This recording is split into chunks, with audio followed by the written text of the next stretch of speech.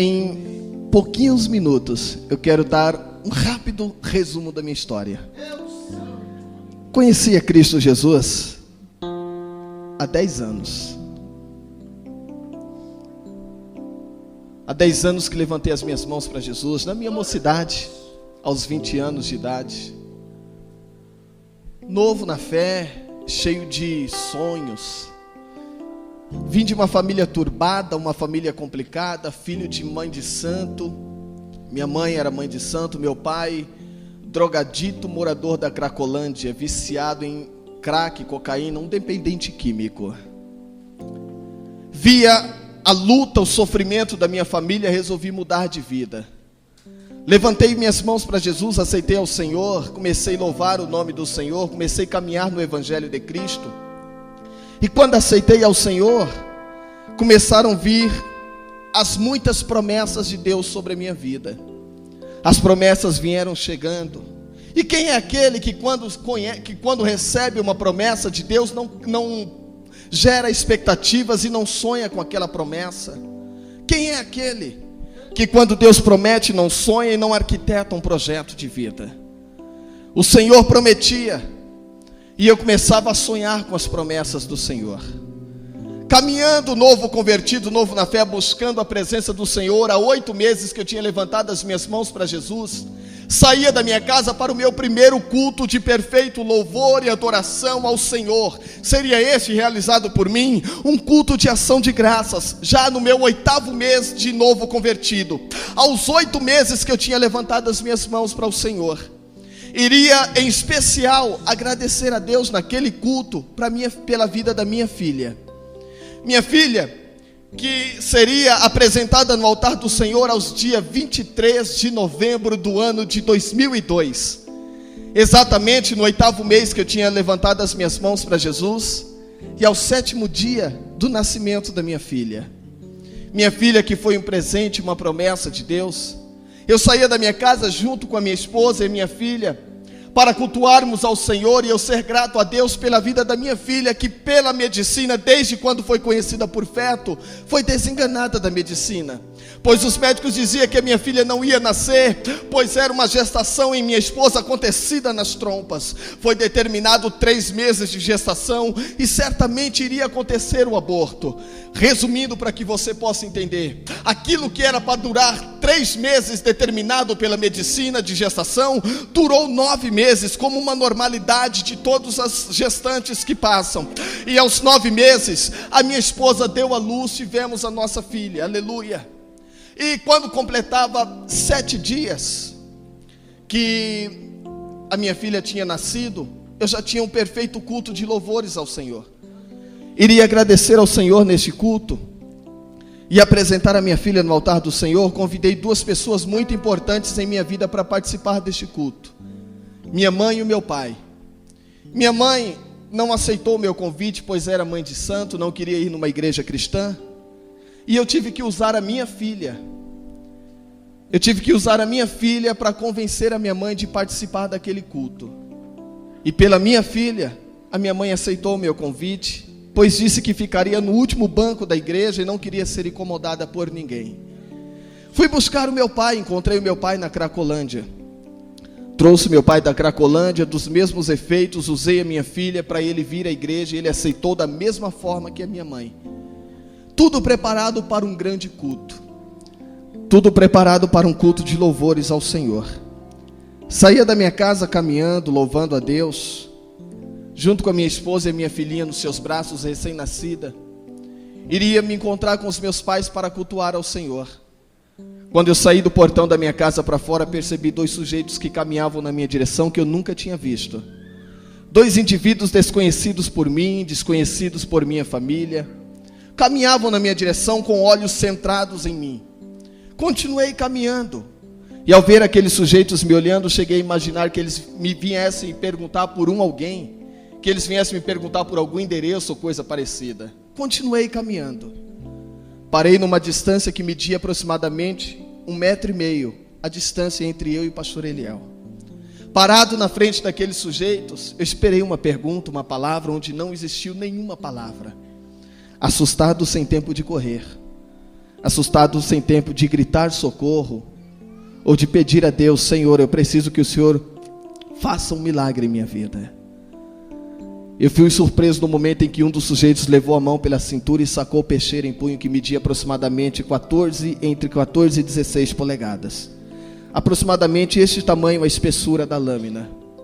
Sem palavras, eu fui apunhalado com o primeiro golpe de faca na altura do tórax, à esquerda do coração, lesando a principal artéria que comanda toda a corrente sanguínea do corpo, transfixante de um lado para o outro. Com o mesmo golpe eu cheguei a sofrer lesão pulmonar.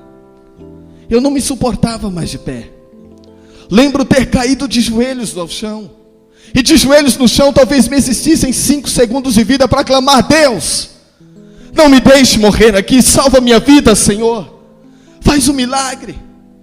Confesso aos irmãos que não consegui clamar a Deus pela minha vida, pois olhava nos olhos daquele sujeito e enfrentava, e me deparei diante de um cenário diabólico.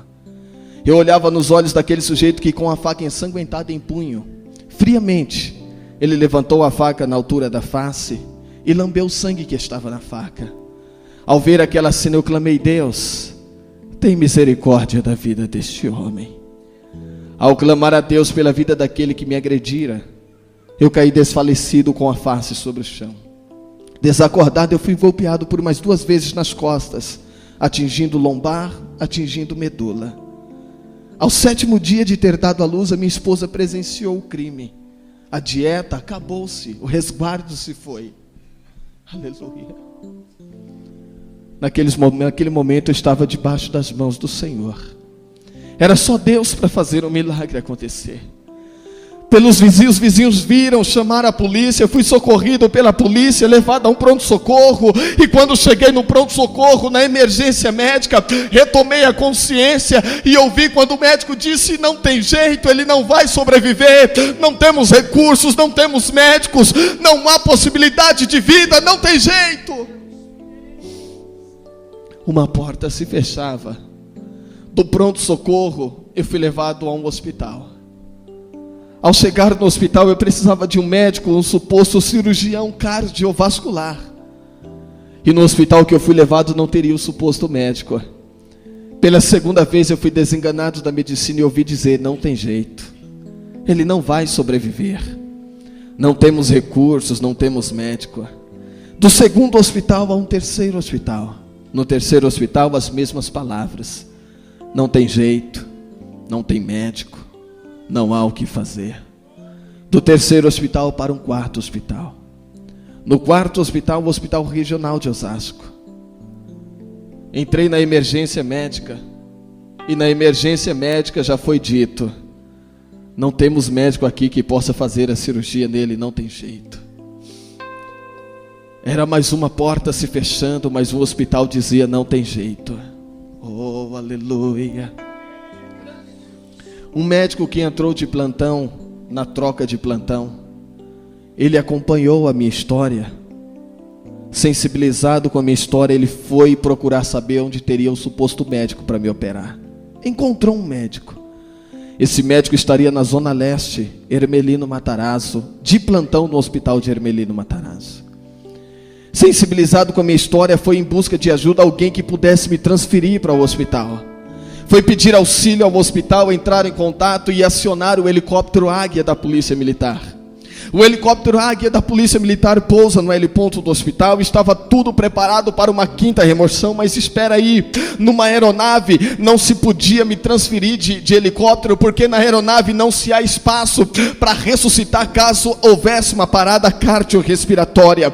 O médico então disse: é o risco que temos que correr, o trânsito não vai dar para chegar lá a tempo, marginal carregada, radial leste carregada, é difícil chegar lá por terra, então vamos pelo ar, é o risco que teremos que correr. Enquanto o helicóptero aguardava pela minha remoção, me colocaram numa maca adequada, viatura aérea, corriam comigo em meio aos corredores do hospital, a caminho da aeronave. Antes de chegar no helicóptero, algo diferente começa a me acontecer. Um frio, pastor Eliel, um frio forte, sombrio, assustador, aterrorizante, um frio desesperador. Eu senti esse frio no meu corpo, como se fosse fosse lâminas de navalhas afiadas cortando a minha carne a cortes profundo. Era assim que eu sentia este frio. Eu posso ir mais além sobre este frio. Era como se fosse por injeções injetado nas minhas veias, causando obstrução e chegando a congelar a cada corrente sanguínea do meu corpo. Era o espírito da morte. Há relatos, há testemunhos que diz que a morte é fria, que a morte é gelada.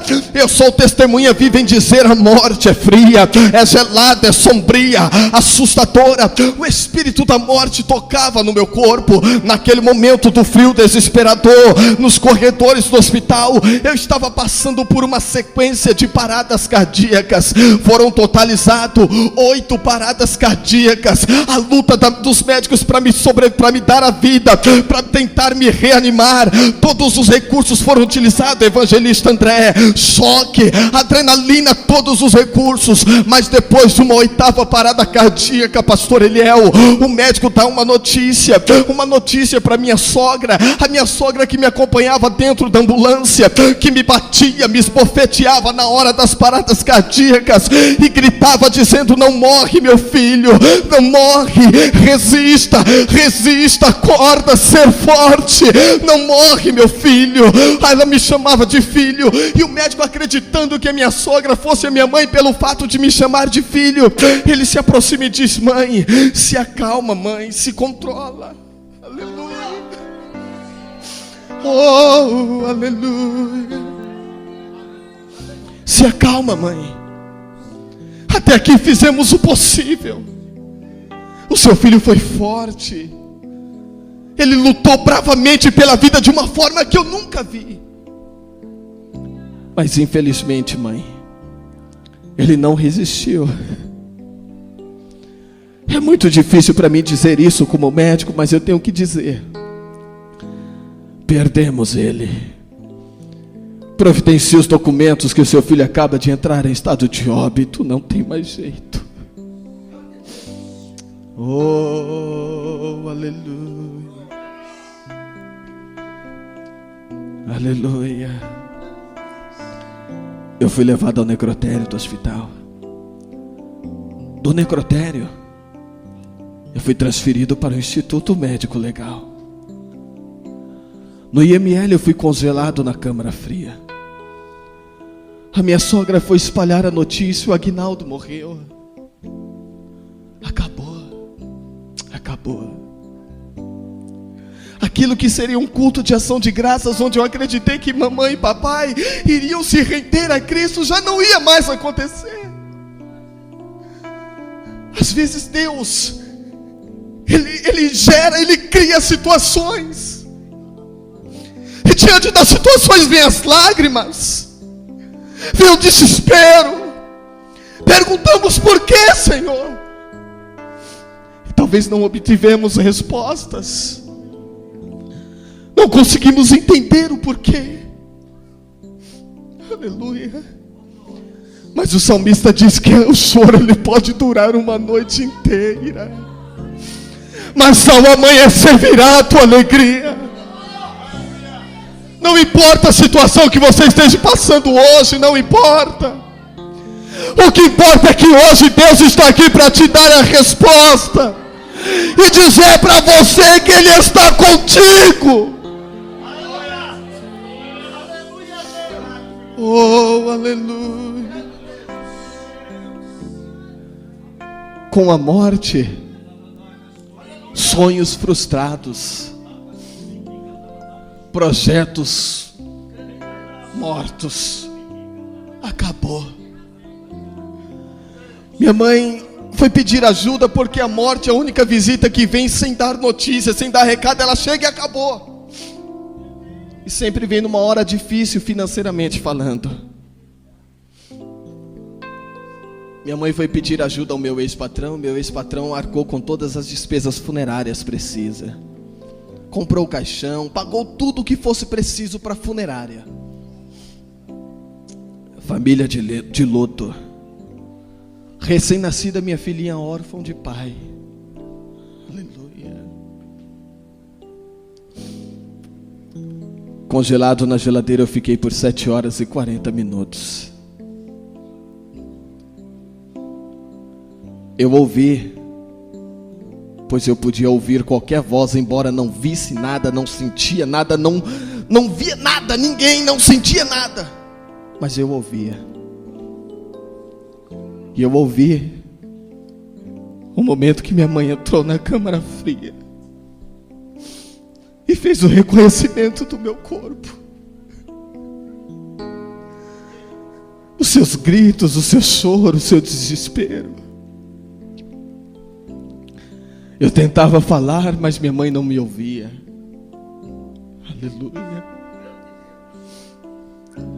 A minha mãe aguardava na recepção do IML a liberação do meu corpo. Todos os meus familiares viviam debaixo de dizer popular que diz assim: enquanto se tem vida, se tem esperança. É o que nós dizemos no nosso dia a dia, evangelista André. Enquanto se tem vida, se tem esperança. E quando acaba-se a vida, acabam-se as esperanças.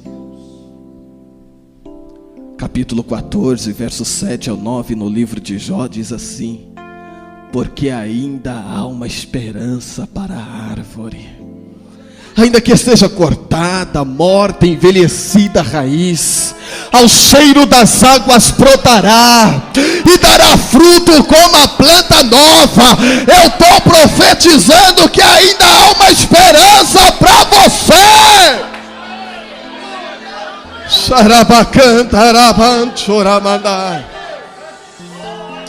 Oh, aleluia, aleluia, aleluia, aleluia. Labacauere mandará, manchere managas, iere manauere gastuite managaseriana, alamanagasore managasandara. Oh, aleluia, oh, aleluia.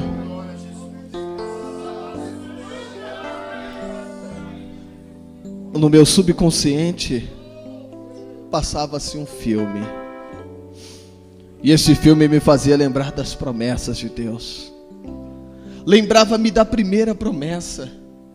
E a primeira promessa, pastor Eliel, foi quando eu fui chamar a mamãe e meu pai para participar daquele culto. Eles me humilharam, e quando eu voltei para casa de cabeça baixa, o Senhor falou para mim: filho, por intermédio da sua vida eu vou salvar os teus.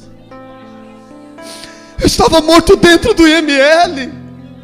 Minha mãe ainda era mãe de santo, meu pai ainda era dependente químico. Eu me lembrava da segunda promessa, e o Senhor disse para mim que ia me batizar com o Espírito Santo. E eu nunca tinha falado em línguas estranhas, estava morto dentro do IML. A terceira promessa, o Senhor disse para mim: filho, vou te levar para o mundo, e o mundo ouvirá as palavras que colocarei na tua boca. Eu nunca tinha ministrado a palavra do Senhor. Eu nunca tinha saído do estado de São Paulo. Estava morto dentro do IML. Depois do reconhecimento do meu corpo, hora da autópsia, o legista abriu a geladeira, tirou o meu corpo e me deitou na mesa cirúrgica. Do lado de fora, minha mãe aguardava com os agentes funerários. Fez questão de esperar, pois queria me vestir junto com os agentes funerários e me levar para o meu sepultamento, o velório e sepultamento. Eu já estourei 5 minutos do meu horário, pastor, e agora? Amém. Aleluia.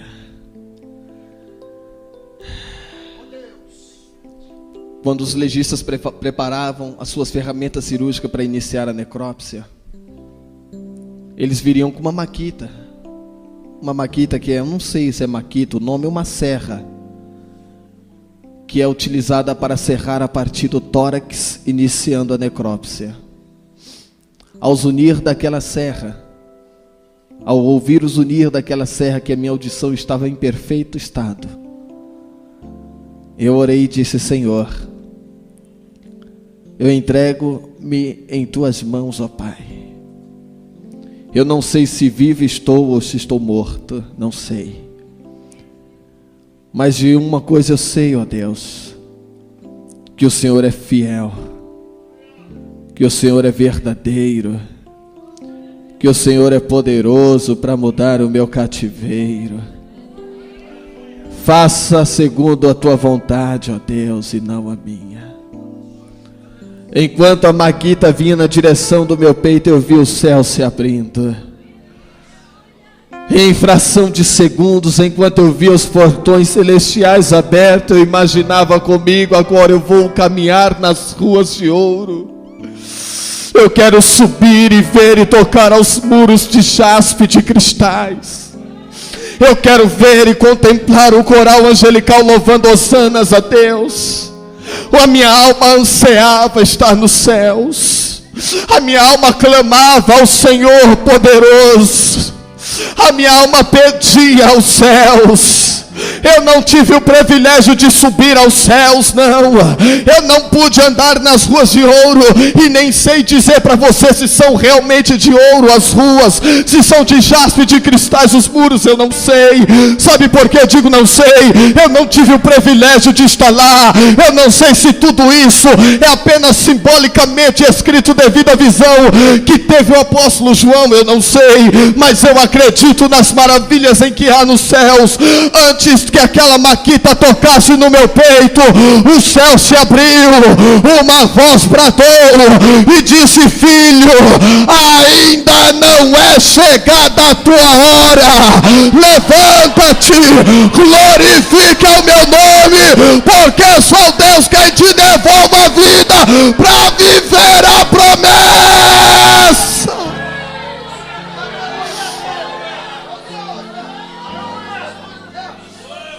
Ora bacana, arabaxandará.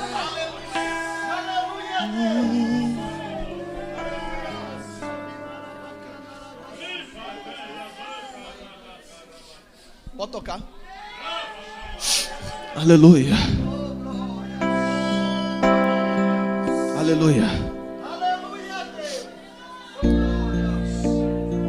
Oh, aleluia. Escuta só.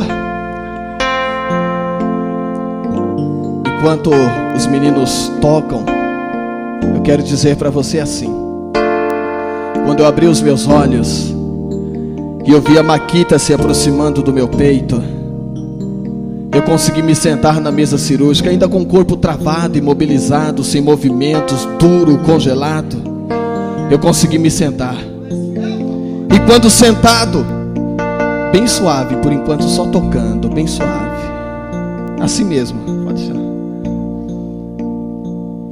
Enquanto eu me sentei, que o legista vinha com a Maquita na minha direção, aleluia, eu estendi a minha mão e interrompi que aquela Maquita tocasse no meu peito, pastor Eliel. E a Maquita lesou apenas um pedacinho do meu dedo anelar direito.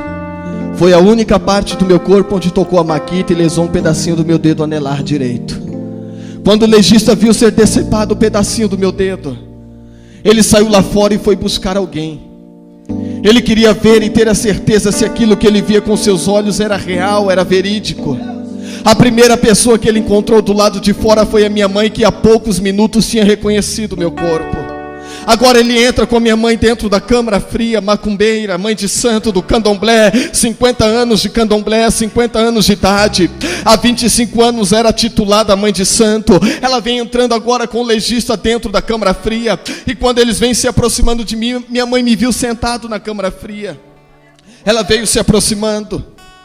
E quando ela chegou próximo, ela grudou no braço do legista, chacoalhou e disse: doutor, eu preciso ser medicada. Eu estou tendo visões, o meu filho está sentado olhando para mim, é alucinação. O médico olhou para minha mãe e disse para ela: senhora, se a senhora precisa de medicamentos, eu também preciso. Eu não sei o que é, mas é. Eu não sei o que foi, mas foi. Eu não sei como aconteceu. Era bacana, era baixandará. Era bacana, era bandeira. Aleluia, aleluia. Com a voz trêmula, corpo frio, gelado, congelado, eu pregava para minha mãe. A macumbeira levantou a mão e aceitou a Jesus.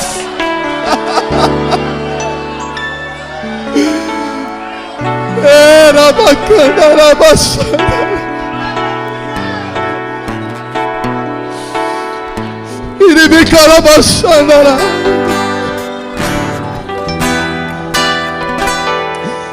A tua família pertence ao Senhor.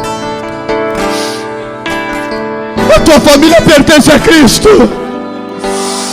Tudo isso porque no seu coração hoje vai nascer o desejo missionário. Era bacana, era bacana. Foi preciso passar no vale da sombra da morte. Foi preciso morrer. Foi preciso ser esfaqueado para ver uma macumbeira ajoelhar e gritar: eu quero aceitar a Jesus.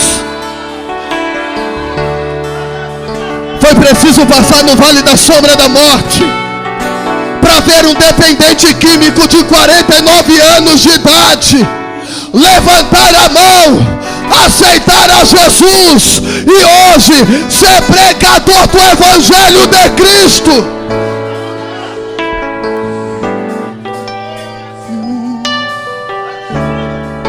O Senhor é poderoso, Ele vai mudar a tua história. Só para mim encerrar, do hospital, ou da câmara fria do IML, eu fui levado a um hospital. No hospital eu fui induzido a um coma.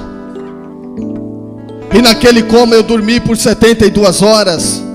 Naquele mesmo hospital me deram um nome, e o nome que eu trago comigo hoje como marketing é o morto-vivo. Passei por diversas cirurgias, transfusão de sangue. Aleluia. Fiquei 68 dias na UTI, correndo o risco de morrer, segundo a medicina. Saí da UTI, fiquei mais 10 dias hospitalizado no quarto, totalizando 78 dias de internação. Tive alta, voltei para casa. Agora, pastor Eliel, carregado no colo. Aleluia. Aleluia.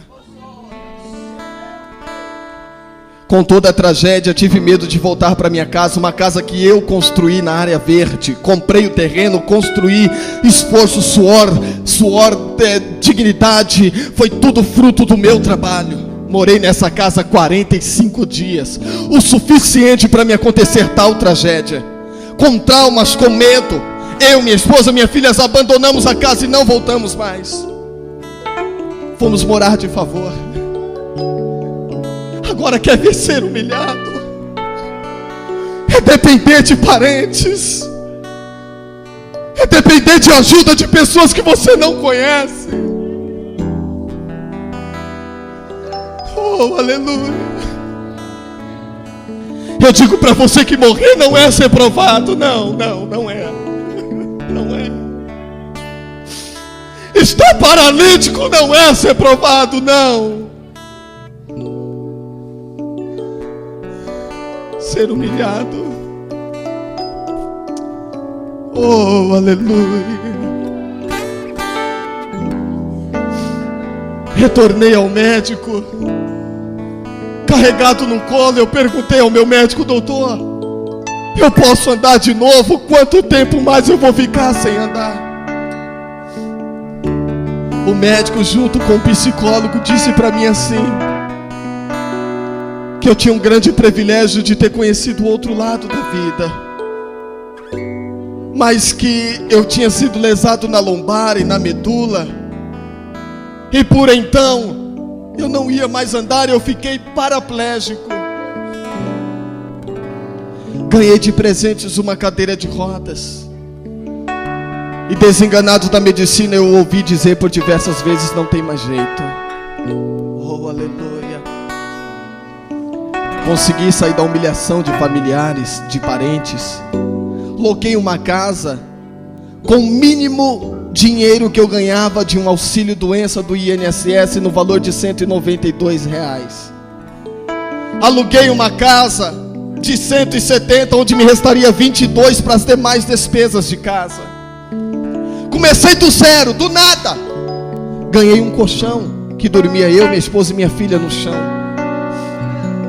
Um fogãozinho de 2 bocas, 2 panelinhas, e a nossa louça era potinhos de goiabada. Era o que tínhamos, e era dali que iríamos iniciar a nova etapa de nossas vidas. Fui morar numa casa, Evangelista André, que para chegar ao nível da rua tinha que subir 65 degraus de escada. Agora você é paralítico, cadeirante, não dá para subir, não dá. Fiquei 1 ano sem contato com a sociedade. Fiquei 1 ano sem visita de ninguém. Eu tinha uma liderança, eu tinha um pastor, eu tinha uma igreja, pastor Eliel. E em pouco tempo de convertido eu aprendi, aleluia, eu aprendi que o presbitério da igreja ficou incumbido de visitar os enfermos, ungir com óleo e orar por cura. E por que comigo não? Por quê? Porque comigo não era assim. Cadê a minha igreja? Cadê o meu líder? Oh, aleluia. Caí em depressão. Depressivo, eu não tinha vontade de comer. Eu já não tinha mais vontade de viver. Aleluia. Fui ficando debilitado. Cheguei a pesar 39 quilos numa cadeira de rodas. Chegou uma hora que eu já não aguentava mais. Eu cheguei no meu limite.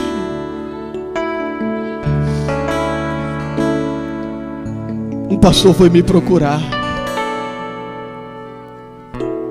Alguém que nunca tinha me visto foi me procurar, pois ouviu falar a meu respeito.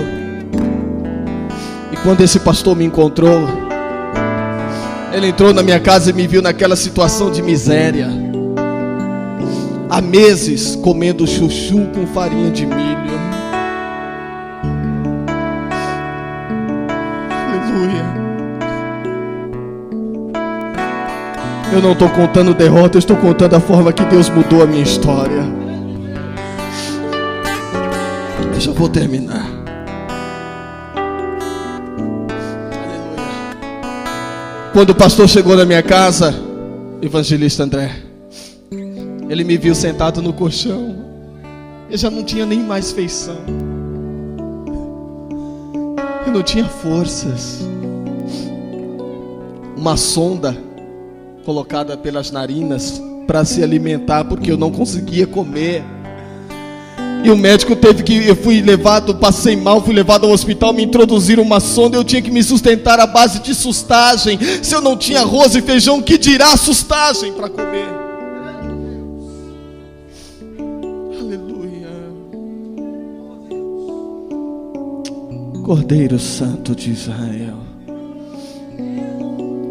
Quando o pastor me viu naquela situação, ele entrou. Fica em pé, pastor André. Ele se aproximou de mim e fez assim. Não foi só assim, ele fez assim. Não desista dos teus sonhos.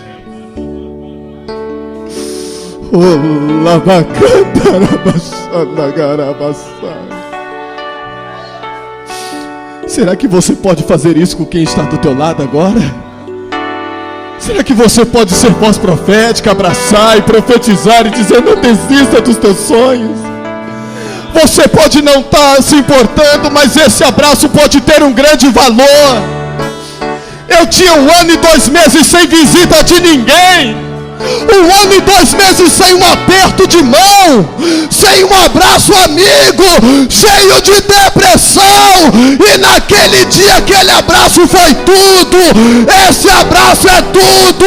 É o Senhor quem te abraça. É Ele quem te abraça.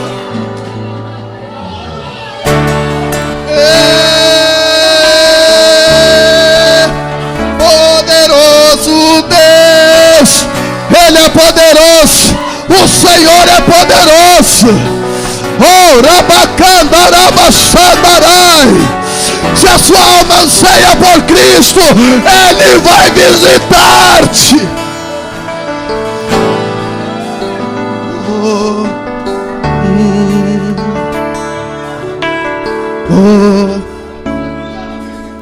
A partir daquele abraço, encerro aqui dizendo, a partir daquele abraço, o pastor me fez um convite. E por ter ouvido falar da minha história pelo legista que era seu amigo, ele me convidou para ministrar e testemunhar o milagre que Deus havia feito em minha vida. Marcamos uma data, marcamos um culto. Eu expliquei toda a minha situação para ele, falei que não estava em comunhão com a igreja há um ano, porque o meu pastor não tinha ido me buscar para ir para a ceia. Enfim, ele disse, não é a sua culpa. Mesmo assim, eu quero que você vá testemunhar o que Deus fez. Aceitei o convite. Marcamos a data, e na data programada o pastor disse, às 16 horas de tal dia eu venho te buscar. Às 11 eu estava pronto, ansioso, aquela ansiedade, não via a hora. Revirei o meu guarda-roupa para pegar a minha melhor roupa, pastor Eliel. E meu guarda-roupa era uma caixa de ovos, Saito. Era uma caixa de ovos onde ficava a minha roupa, da minha esposa e da minha filha. Tudo que tinha estava ali dentro. Revirei e peguei a melhor roupa, uma calça de moletom branca, toda pintadinha de cera vermelha, era a melhor que eu tinha. Um pijama do hospital, e por cima do pijama um casaco que faltavam os 3 botões superiores. E era inevitável não ver a cruz imensa do hospital no pijama, escrito Hospital Regional de Ermelino, Matarazzo, São Paulo. Era o melhor que eu tinha. O meu calçado, um chinelo Ipanema azul, amarrado com correias, com tirinhas de pano nas correias, envolvendo o tornozelo para não cair do pé, porque o pé não tinha movimentos e não conseguia segurar nem o chinelo. O pastor foi me buscar às 16 horas como programado, e quando chegou me viu e disse, você ainda não está pronto, Aguinaldo? Eu falei, pastor, eu só tenho essa roupa. Mas por que você não me falou? A Bíblia diz que nós devemos contar as nossas necessidades aos santos. Tudo bem, vamos assim mesmo. Me pegou no colo, subiu 65 degraus de escada, me pôs no carro, desceu, pegou minha cadeira de rodas, desarmou, colocou no porta-malas do carro, e fomos ao evento. Confesso aos irmãos, imaginei que eu iria numa igreja bem pequenininha, simples, humilde. A minha estimativa de público era de aproximadamente 20 pessoas, o que eu esperava. Cheguei no local programado, um ginásio, pouco maior que o ginásio da Portuguesa. 12.500 pessoas dentro do ginásio.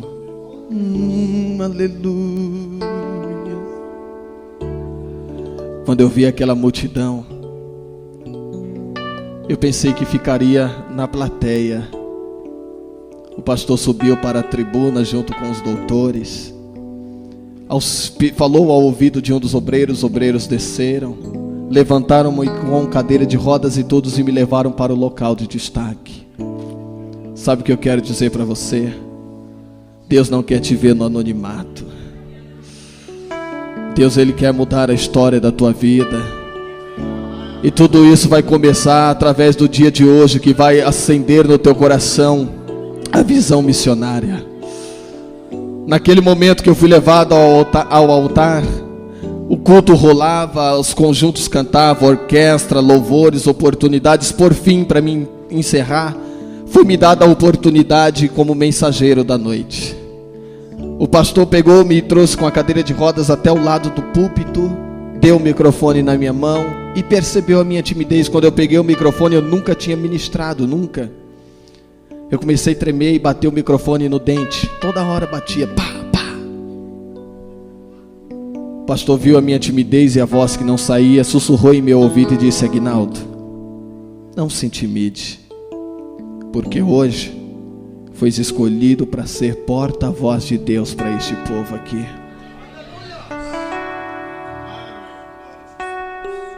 Iniciei o meu sermão sem saber pregar. Era 8 meses que eu tinha aceitado a Jesus, e depois de então não fui mais à igreja porque estava inválido, sem condições de aprender. sem saber abrir a Bíblia, eu iniciei o meu sermão, e meu sermão primeiro foi assim: Jesus é bom. Jesus levanta o caído. Jesus capacita o necessitado. Ele dá força ao fraco.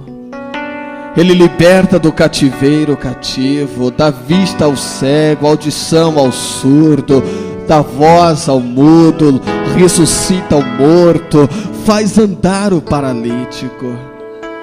Foi esse o meu sermão. Eu ia devolver o microfone ao pastor, mas antes de devolver o microfone, eu acreditei que eu poderia ser profeta, e então resolvi profetizar. E sabe aquele momento, evangelista André, pastor Eliel, que nós profetizamos a tantas pessoas, profetizamos a tantos subordinados que estão debaixo da nossa autoridade que temos com Deus, profetizamos para um, profetizamos para outro, para outro, para outro. Às vezes precisamos nós mesmos de um milagre e não conseguimos profetizar a nós mesmos. Naquele momento eu pensei em mim, olhei para o ginásio e profetizando eu disse: eu tenho certeza de uma coisa, que ainda hoje eu me levantarei dessa cadeira de rodas para a glória de Deus. Ao profetizar naquela noite, diante de 12.000 pessoas, sentado na cadeira de rodas, o mesmo Senhor que me deu vida no IML, invadiu com voz no ginásio e disse: filho, levanta-te e anda.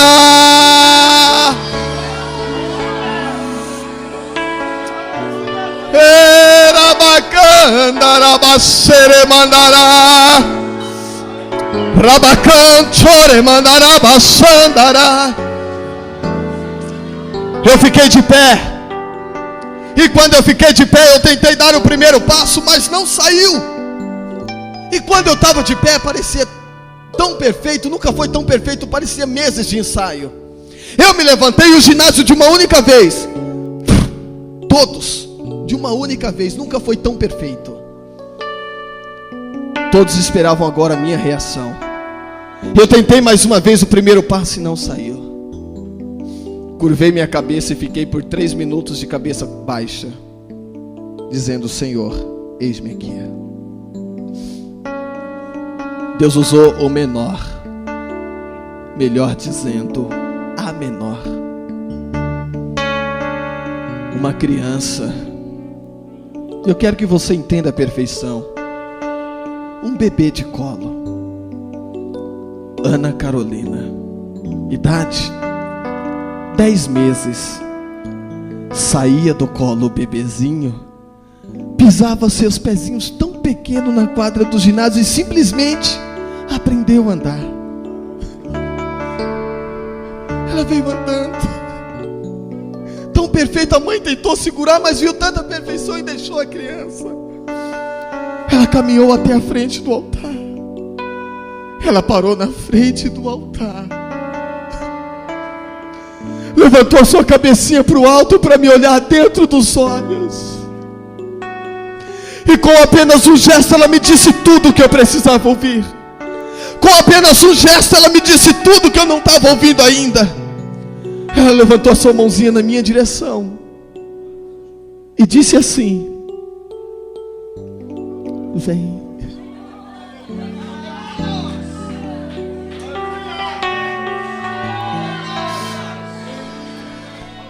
Arrastando o chinelo que eu estava calçado nos pés, eu dei o primeiro passo. Arrastando o chinelo que eu estava nos pés, eu dei o segundo passo, o terceiro passo, o quarto passo. O resultado é o que você vê a olho nu aqui nesta noite. O milagre que aconteceu. Oh, rabacantarabassandará. Ei, aleluia. Aleluia. Eu não parei mais de andar, não parei. Hoje eu trago comigo uma marca. Alguns dizem um sinal, já outros uma sequela. Quando eu voltei a andar, eu continuo com a minha perna esquerda paralisada. Minha perna esquerda completamente sem vida, insensível, morta. E eu não posso andar sem fazer uso desse objeto. Não dá para andar. Pois a tendência de quem tem uma perna inválida é de dar um passo à frente e cair, a não ser que se apoie em algum objeto talvez como esse. Preciso disso aqui para andar. Não consigo caminhar sem me firmar neste objeto. Mas toda vez que eu estou em cima do altar do Senhor, pregando a palavra do Senhor, eu vivo debaixo de um verso que me diz assim: tudo posso naquele que me fortalece. A perna esquerda é morta, sem vida, sem movimentos, mas quando eu prego, a perna esquerda passa a se mexer. Ora bacante, mandará.